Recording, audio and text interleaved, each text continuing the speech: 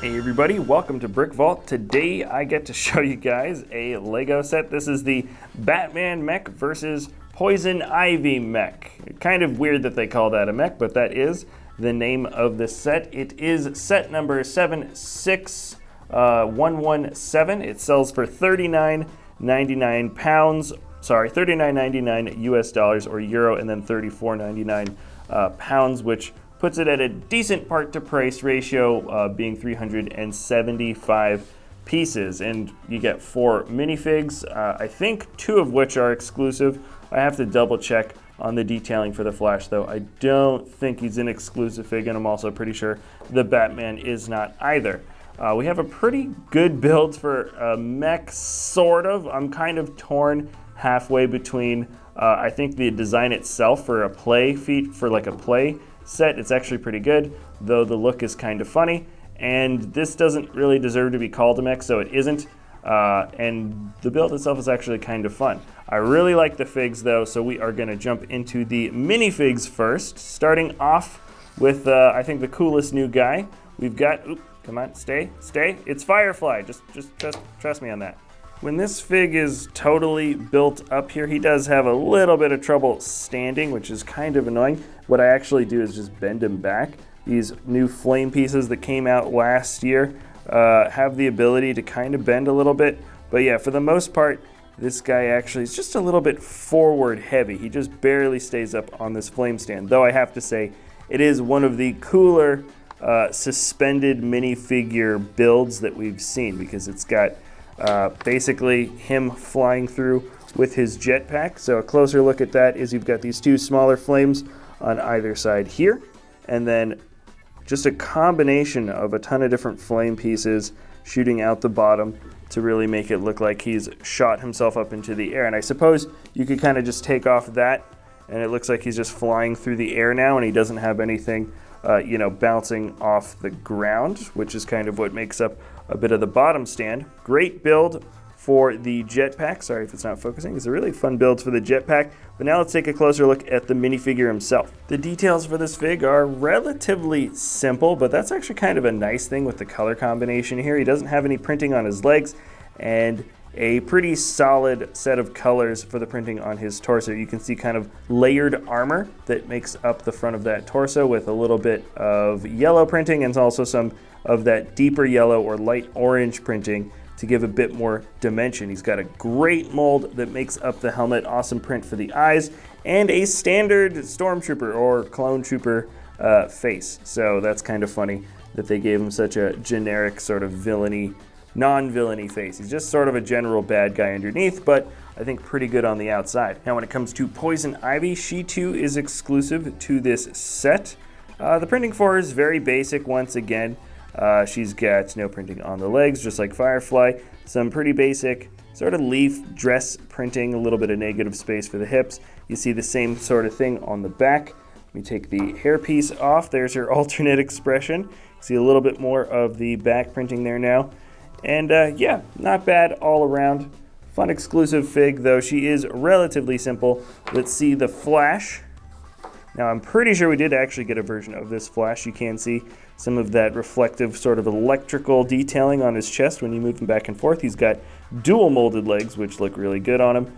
And there he is from the back. The Flash has got an expression like this, and he's got an expression like this. So I think that's pretty basic. But the one weird thing about the Flash, though, and I don't really know if I like this, in fact I don't think I do, and that is the Flash now has the ability to shoot fire out of his hands, apparently. I don't remember this being a power of his. I like the Lego pieces, obviously, and I think because you get these all in kind of a packet, they just decided to just have this as an extra shot. But in the set, Flash can shoot fire.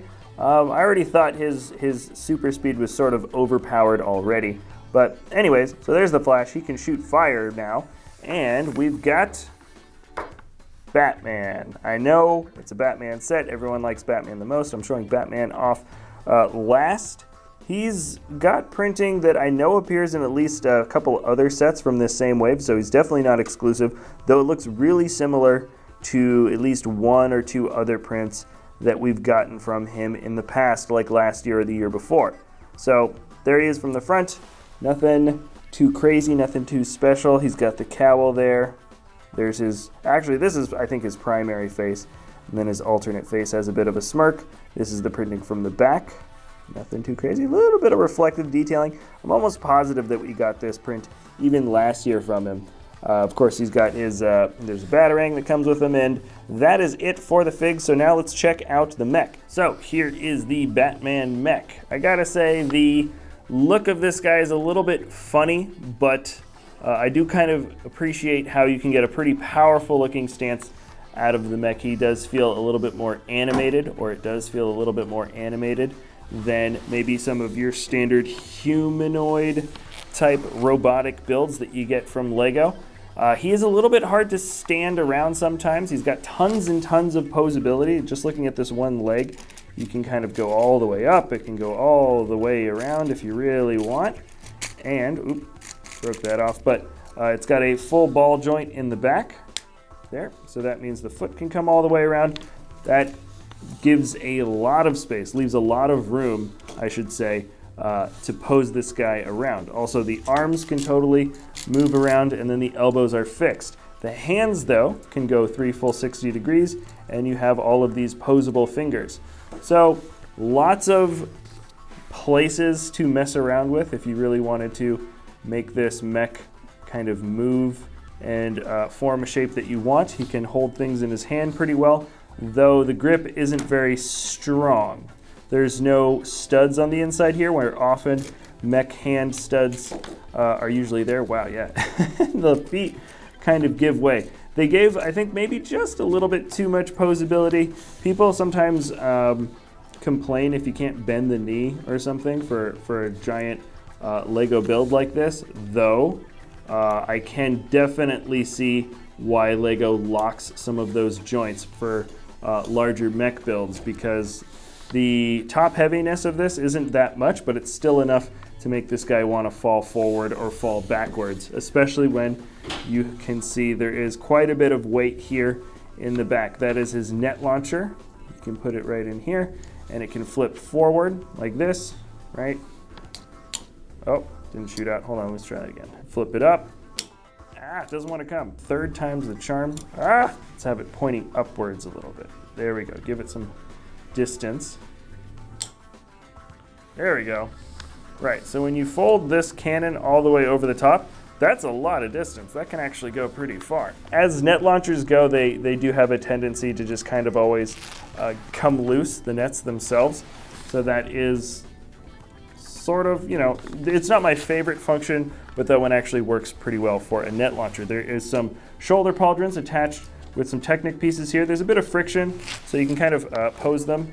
There we go. Stay up, stand up, buddy. And yeah, there's shoulder pauldrons on either side there.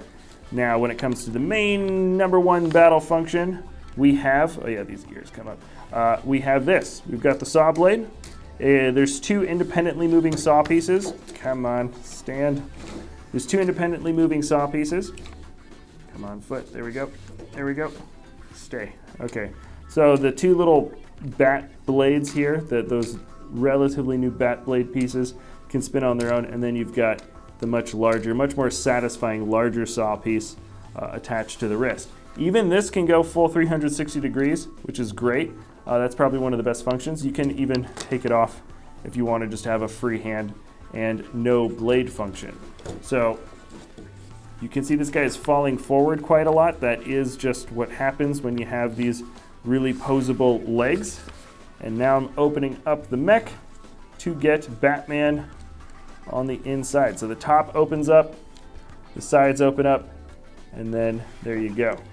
Batman fits inside.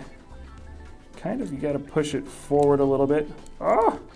And these little pieces, there are some pieces that just like to pop off, especially towards the front here. They just like to pop off, and then it wants to fall back on me while I repair it. So you can see right now that I am struggling a little bit to kind of keep these pieces all together. I'm actually kind of surprised that the mech passed its structural stability checklist. It does feel a little bit weak.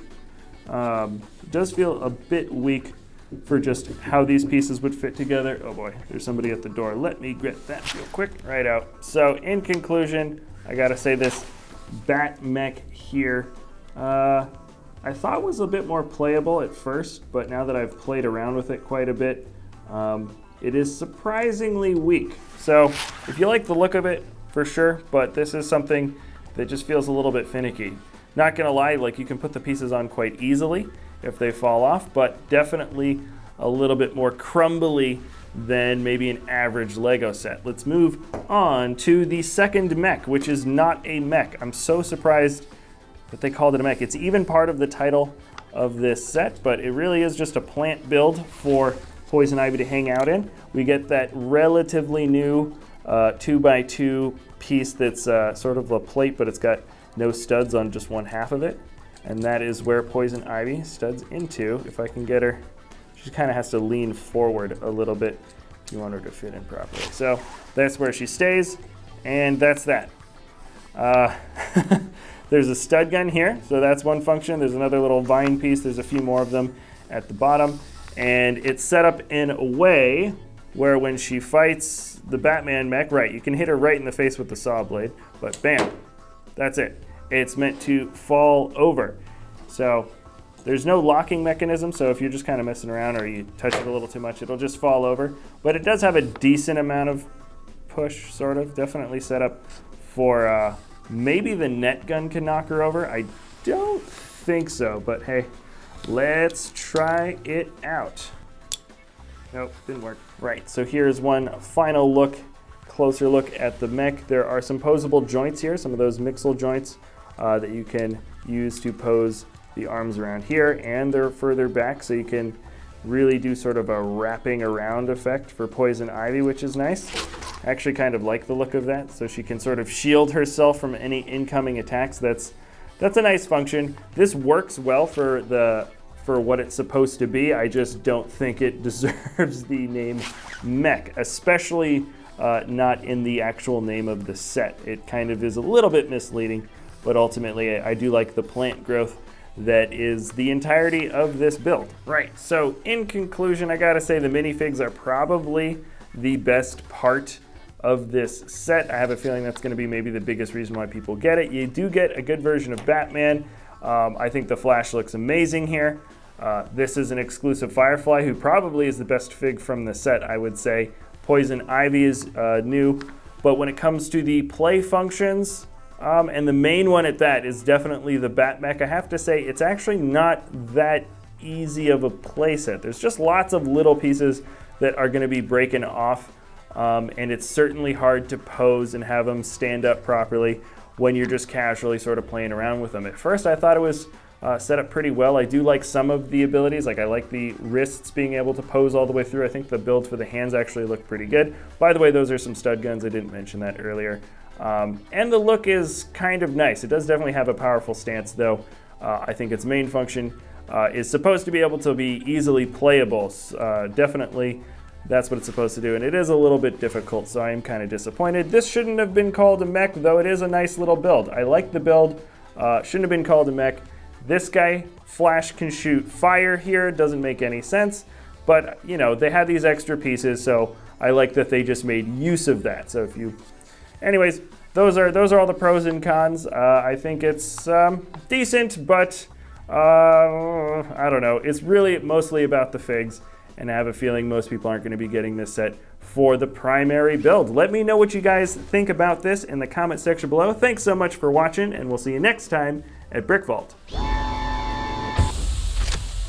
Oh, hey guys, just popping in very quick to let you know that we have a Lego web store, www.brickvault.toys, where we sell the PDF step-by-step instructions for some very high-quality mocks built by some incredibly talented designers that we work with from all around the world. So anyways, if you want to help support the channel, www.brickvault.toys, you get some really cool stuff. Definitely worth checking out. Thanks a lot for watching, and we'll see you next time at BrickVault.